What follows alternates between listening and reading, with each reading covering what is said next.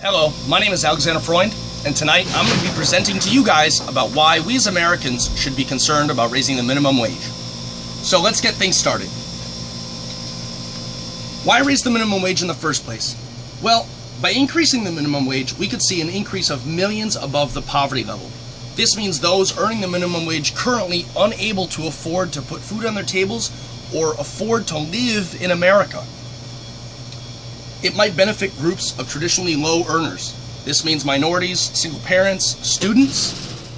It might also cause a ripple effect in society of increased wages and possibly stimulate further economic growth.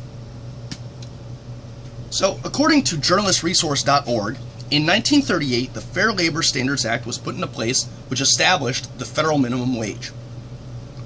According to journalistresource.org, there are two different arguments for raising the minimum wage. There is the neoclassical argument, which focuses on the market and the growth of the market alone, and there is the progressive argument, which focuses on the growth of the market, but also the health of the individual, society, and the economy as a whole. So, continuing on, how many people would feel this? Who would feel the rise in the minimum wage? Well, according to scholars.unh.edu, 16.5% of hourly workers would be affected by rising the minimum wage. In rural places, it is suggested that 56.1% of those affected by higher minimum wage are breadwinners. 3 of 10 of those are the sole earners for their families. And finally, scholars.unh.edu says that 30% of those affected earners have children. Now, this is an astronomical number when you really consider these numbers, because 30% of the 56.1 people have another mouth to feed, and they are currently unable to do that with the current minimum wage set forth by the United States government.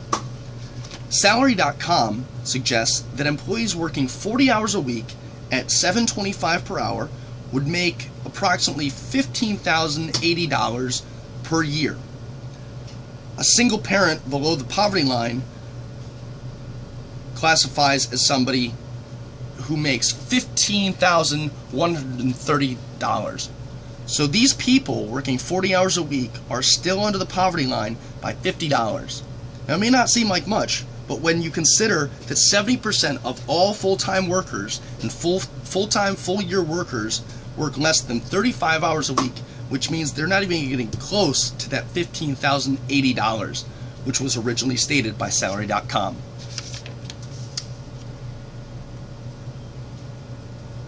Salary.com continues to say that those supporting the progressive movement or the progressive argument of increasing minimum wage, low-income families might have more to spend on products that they couldn't previously do now because they have more income, and this might stimulate the economy and build new markets and new products to come out because you have more spenders, increasing the GDP.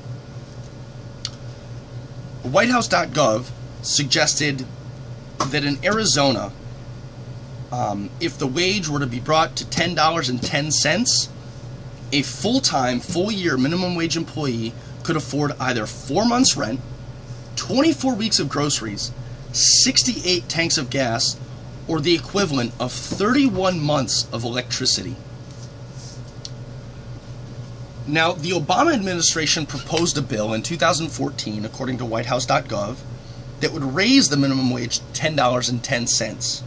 And by doing so, the government has estimated that by raising the federal minimum wage, 28 million workers in America would feel the positive effects, and 19 million workers of all types of households, that means those not earning or earning more than the minimum wage currently, would feel the effects or would see a direct wage increase.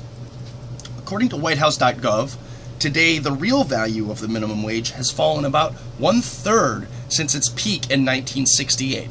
And this is due to inflation. So as inflation or the inflation index goes up, the minimum wage doesn't necessarily rise, which means that the money you bring home doesn't have the same spending power as you might hope, which means that it's not worth as much and you can't purchase as much. According to postcrescent.com, By raising the minimum wage to $10.10 would reduce poverty and would increase standards of life for roughly 30 million Americans. Now, this is an astronomical number when you consider how many people that truly is. You could get people proper housing, proper clothing, proper food, maybe not have to support them on federal programs as much, taking more of a burden off the society as a whole and making sure that the individual could provide for themselves and attain what we like to call here the American dream. Now, according to EPI.org, Senator Tom Harkin published a paper in 2012 in support of raising the minimum wage from $7.25 to $9.80 via 85-cent increases in order to accommodate for inflation.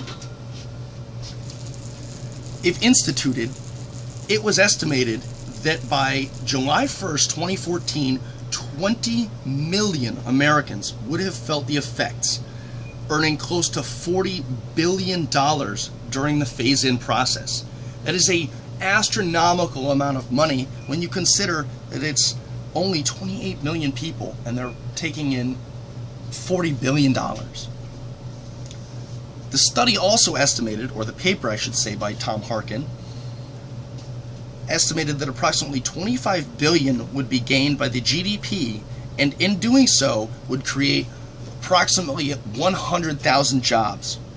Now, close to 88% of all people who are at least 20 years old would feel this change.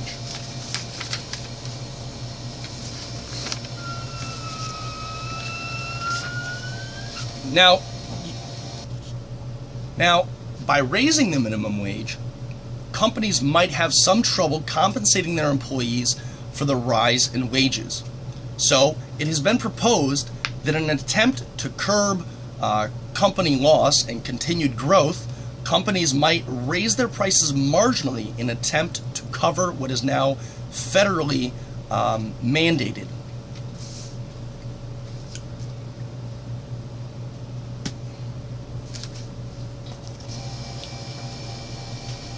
By raising the minimum wage, not only would you give millions of Americans a fighting chance, but you might also cause a ripple effect.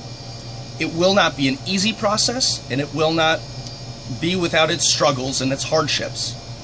But in the hopes of a better future and providing a better nation for our children and our children's children, it is vital that we raise the minimum wage.